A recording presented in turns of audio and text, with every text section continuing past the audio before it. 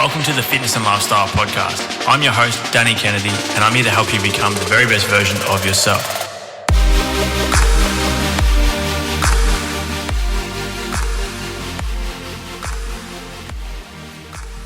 What's up, guys? Welcome back to this week's episode of the Fitness and Lifestyle Podcast.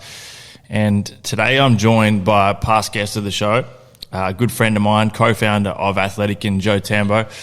Welcome to the show again, man. Thanks for having me, mate. Excited to be on. Absolute pleasure to have you on, as always. I'm looking forward to our chat today. We've got plenty to get through. So we'll kind of start off where we were talking about just before I hit record and get you to fill us in a little bit with how Athletikan went throughout last year. Obviously, 2020 kind of smacked everyone right in the face with COVID, and a lot of businesses suffered. And it was interesting to see like what businesses either suffered immensely and pretty much shut down. Those that just got affected in some businesses got affected even in a positive way, really. But how did you guys kind of handle the year, and what did you take from it? Yeah, it was an interesting one. I think, you know, you look back to 12 months ago, well, March last year, I think, was when it really hit everyone, especially here in Melbourne.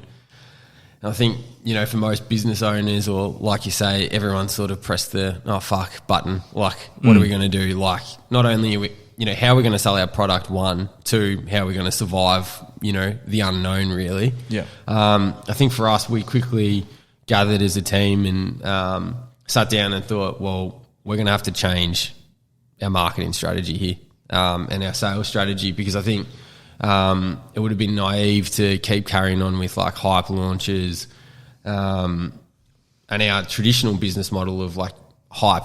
It wouldn't have been sensitive to the climate that we're in when, you know, we were in the unknown. So, yeah. A lot of people contracted, didn't they? Like, not only just businesses, but people in general. Yeah. The initial instinct for most people is to contract and cut back on expenses, cut back on everything, because like you said, the unknown of what's going to happen. For sure. So we, in that initial stage, we were like, right, we can't carry on launching products and, you know, 5 days to go, you got to cop our shoes, this and that. So we shifted and we moved to, we changed all our messaging to, you know, I think for us, fortunately, the only thing people were doing at home were, one, online shopping, and two, working out. So we had a product that people were able to work out in. So we quickly, like, including yourself, got all of our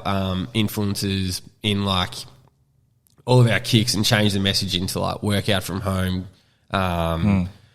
fight back from home, etc. You know, did gift with purchases like resistance bands and stuff like that. Changed all our messaging to, you know, you need these kicks to work out from home. We do gift with purchases. We offer discount codes. And instead of trying to launch new products, we brought back all of our best sellers. Okay. And we had them available online throughout that whole period. Was that a matter of, so you said before you kind of had to change the structure of how things were running previously. Yep. Was there certain shoes or certain colours or even certain stock that you'd planned to launch that you then had to like cancel or call quits on? And then also like in that process, did that mean like did you guys lose money on orders that you'd put in or kind of that you'd been sampling for a while and got kind of fucked over with manufacturers and things like that, or how did that go? Yeah, so it was basically a big pause button to anything new, and we sort of forecasted and looked at the year holistically and thought, well, when can we come out and launch again? And I spoke to other people in other brands and sort of said, when do we think this is going to be okay? Everyone sort of thought June, July, sort of 4 to 5 months before. And then, you know, it wasn't really until, you know, we're only out of it really now. So it wasn't until basically August, September, October did that consumer confidence come back with people back in the gym, were we able to actually go, okay, let's pull that trigger again and let's bring out our new releases and revert back to our usual marketing strategy, which is hype launches, limited numbers, get them on influencers out and about. Because, you know, that's what creates that hype of actually seeing people out in the gym, of people doing things, of getting those cool shots.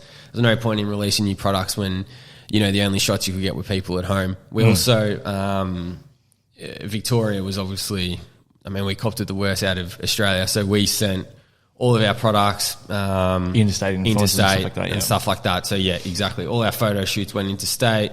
Ash, our photographer in Queensland, got all that, super cool content for us over there. And then thankfully, man, I think over the year, we actually ended up having, with the change of strategy, then rolling into the launches, we actually had our best year to date. I think we sold, just over 10,000 shoes. So it was just nuts, insane, man. Yeah. So like from a situation that you could have looked at and been like, fuck, like we're just going to have to bow down here and not do anything and pull back. Yep. We actually probably did the opposite. Fortunately, because people were still working out at home and online shopping was like the biggest thing and craze that you could do.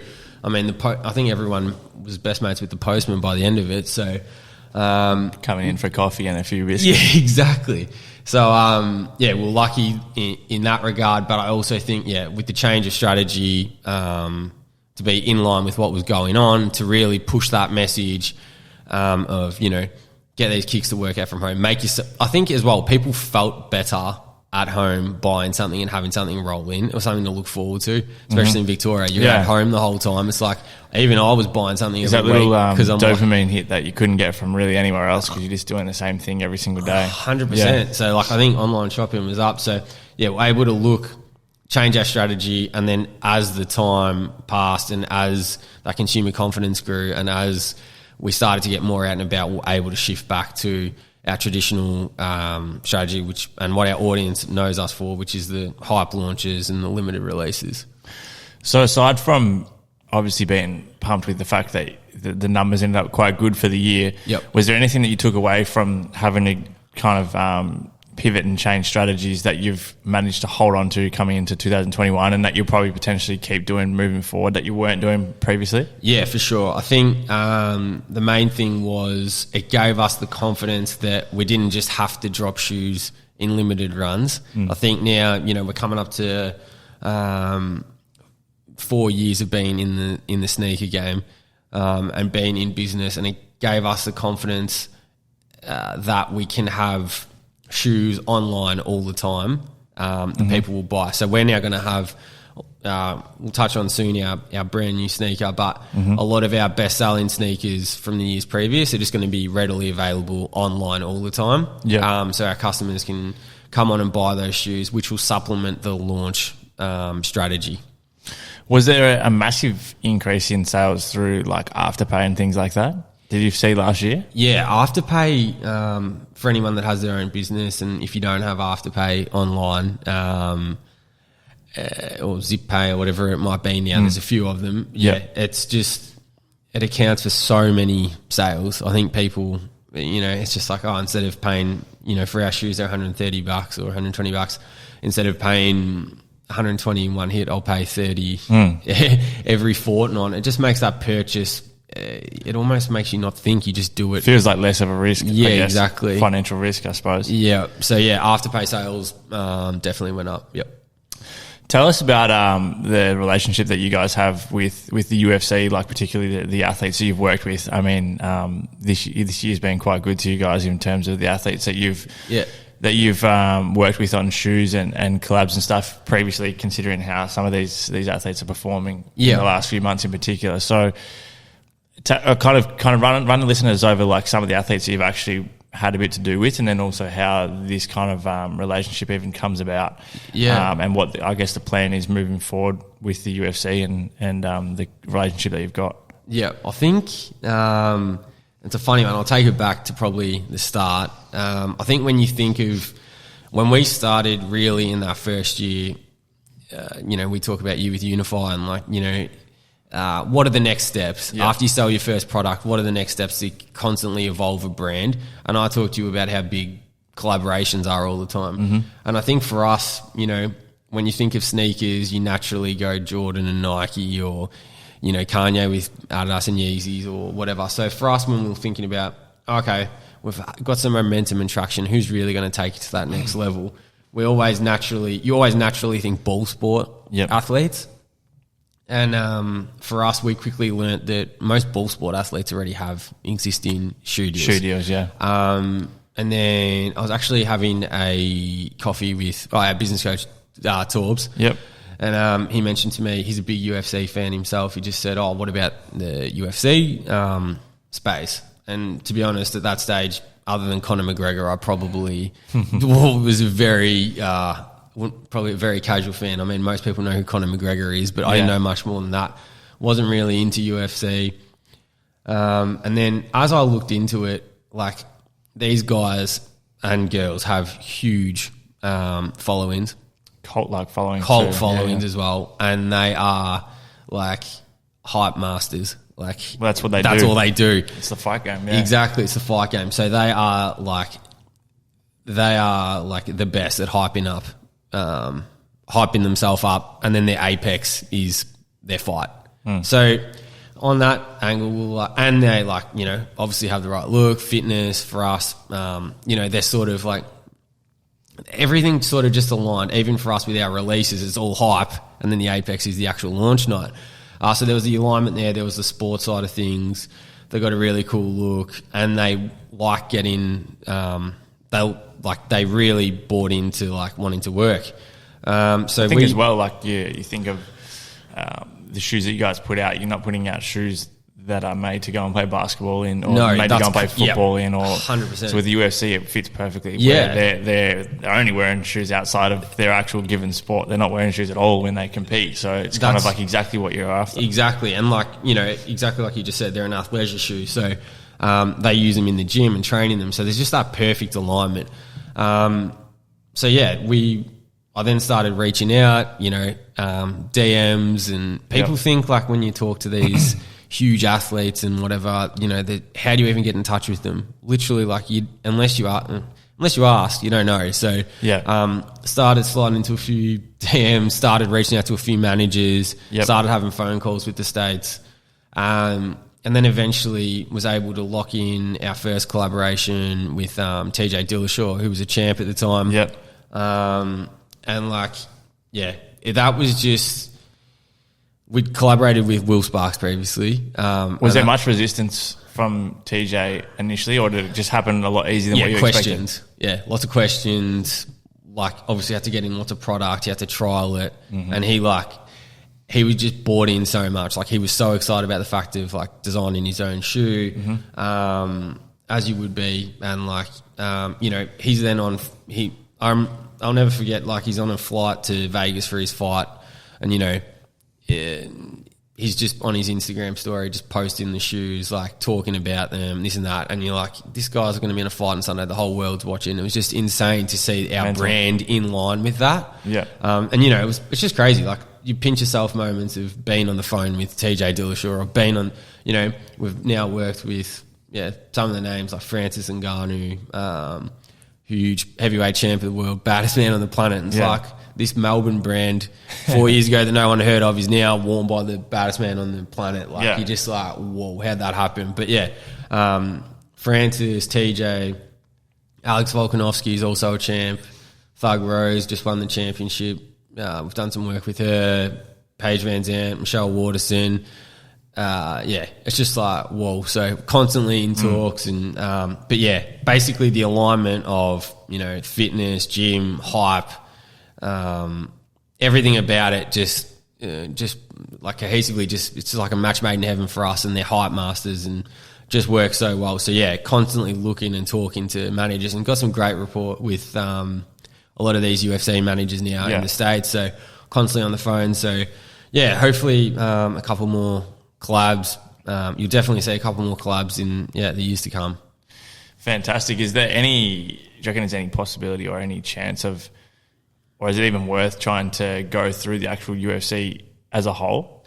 Or is it hard because each athlete individually has their personal sponsors and stuff like that? Yeah, it's an interesting one. So the UFC, I don't know, like, feel like the listeners, like Dana White and with what he does, and like there was a Reebok deal, and now they've moved apparel partners, and the fighters actually like always talk about, there's always like pay disputes going on with like what they're getting paid and sponsors and whatnot. So there is that. We do have a little niche there where we are able to get them to wear our product and promote our product exclusively like throughout the time before fight week. Yeah. When they're then like shifted into whatever product the UFC makes them endorse. So yeah, I don't know if we'd ever go the UFC as a whole. I think the individual athlete is definitely the way we like it. You know, we get them to post in. We've tried to tie in the launches of the shoes in line with their fights. So like, you know, they'll post an image in the week of their fights, and they're getting upward of 100,000 likes. You know, promoting their product when the eyeballs of the world are on them, and it's just it literally is pinch yourself. And the website traffic, like I think TJ as an example, the day he posted, we had like over 10,000 website clicks, and it's just like it's huge numbers. You know, it's just like whoa, like literally you can't compare it.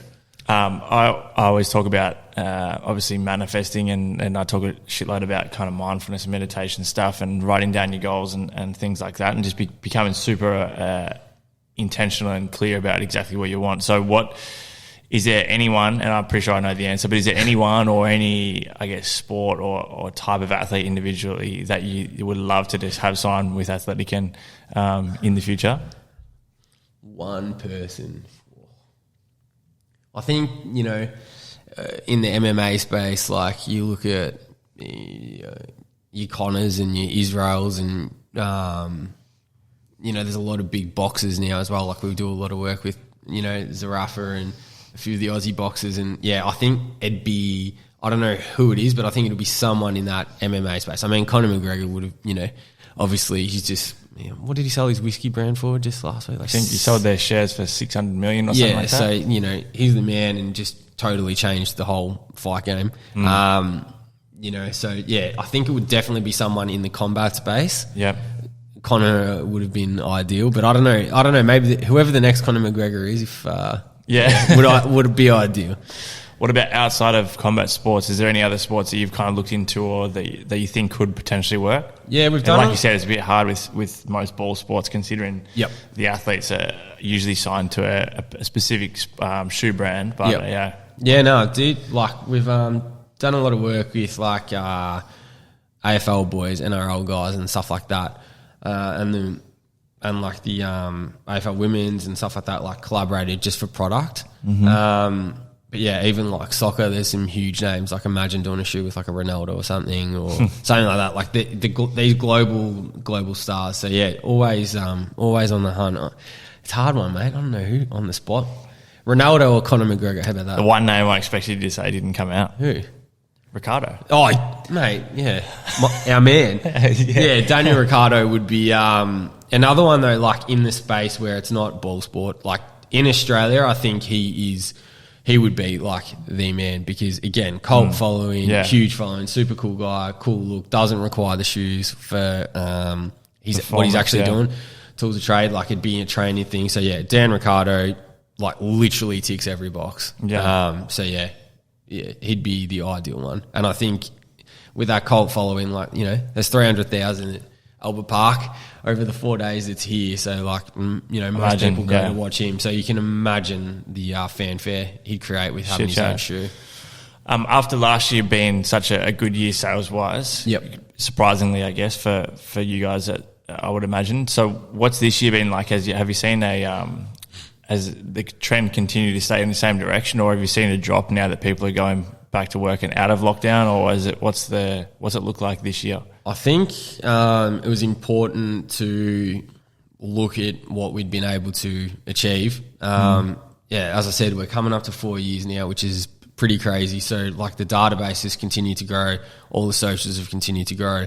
The start of the year has been really good and really promising and, you know, ticking all the boxes. So, now it's time to, you know, keep up with the new releases, keep the audience excited with the new releases, and continually work with new athletes, collaborate with people that are really going to get the product out there, get a lot more PR, get the eyeballs on the brand, and keep growing all those numbers and keep growing sales. So, excited for what's to come in 2021 because, like, to move 10,000 shoes during the year of a pandemic, like, literally now. Are you able to give us an idea of what that number looked like pre the 2019? Yep, it's probably up by a couple of thousand. Yeah, that's awesome. Yeah, so probably like that's.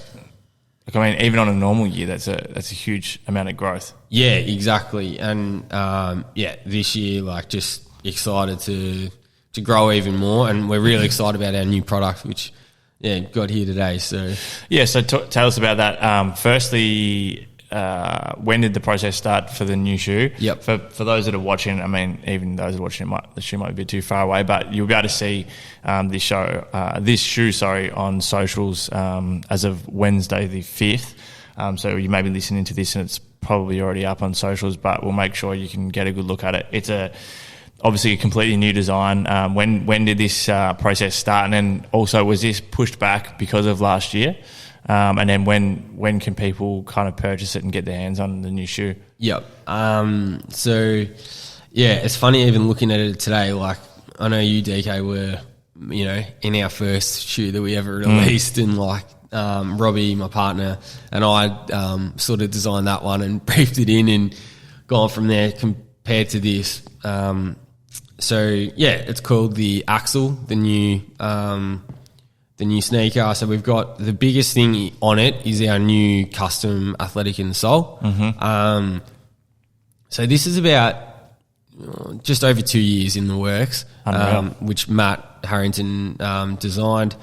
So it's been a long process, a lot of samples, a lot of finessing to get to a final product that we're just so excited to release. So got our own custom Athletikan sole, got a neoprene upper, mesh toe box, elastic strap, some awesome elements. Got a suede, a nice suede heel piece at the back, and just like you said before, and just heel support. I don't know. I just look at it and smile, man. It's like looking at something you love. It's just a baby. So it's just. I think it is insane. Like, even for anyone listening that has ever purchased the original design of the Athletikan shoe, as good as it is, like when you compare it to this, it's just insane to see the difference and particularly in such a short period of time as well. Yeah. But the transformation of what the shoe started with compared to what it is now.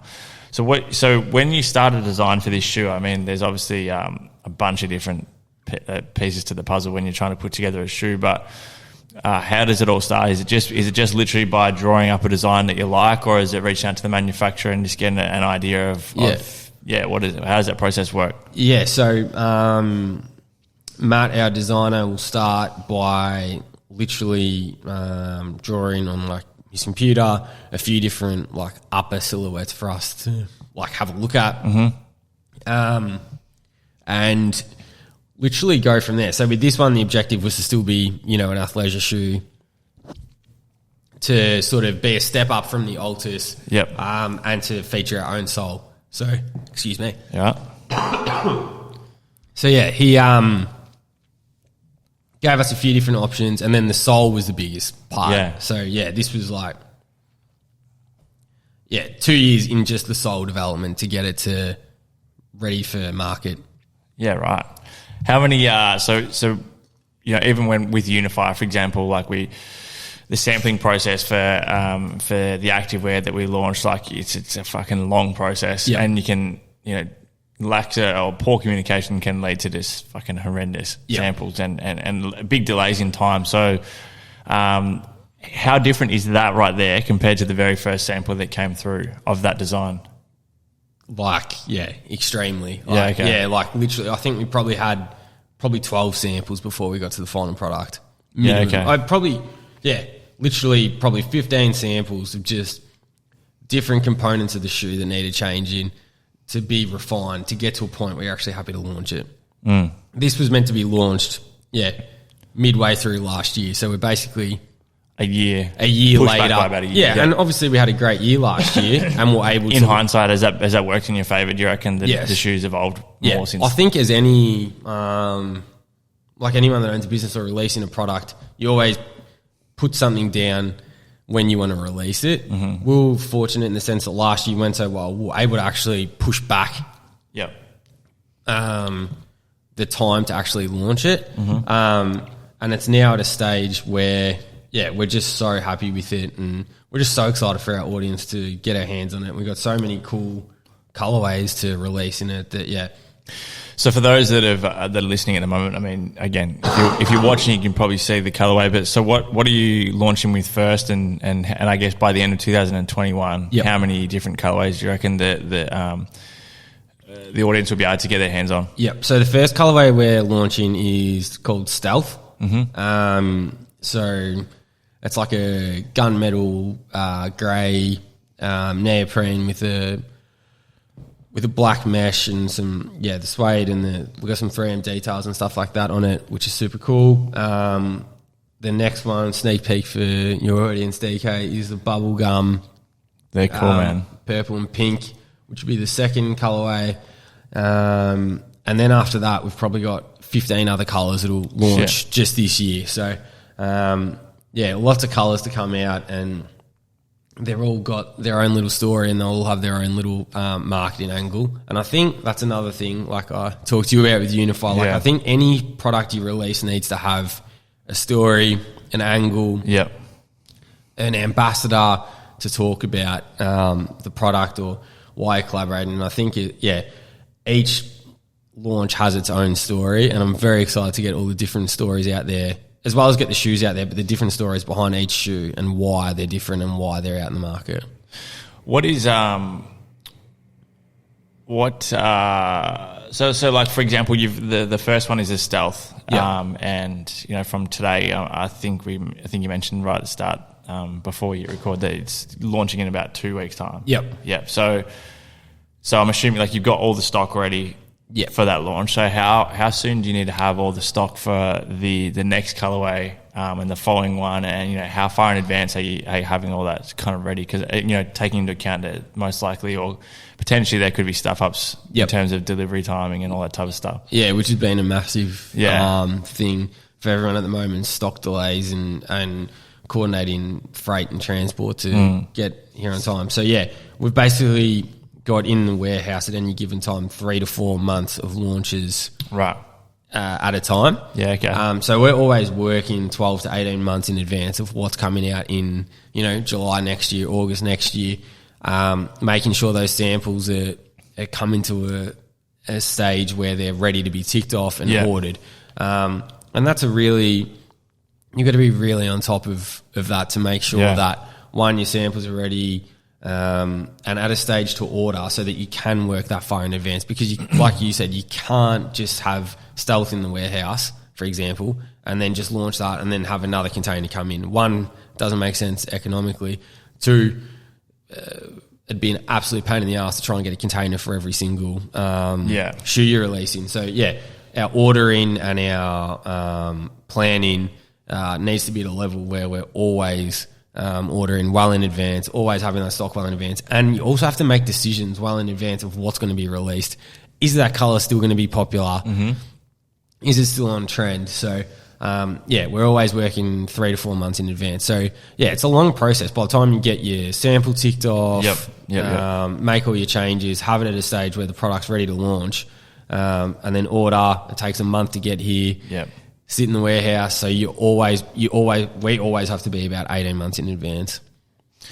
Interesting. So,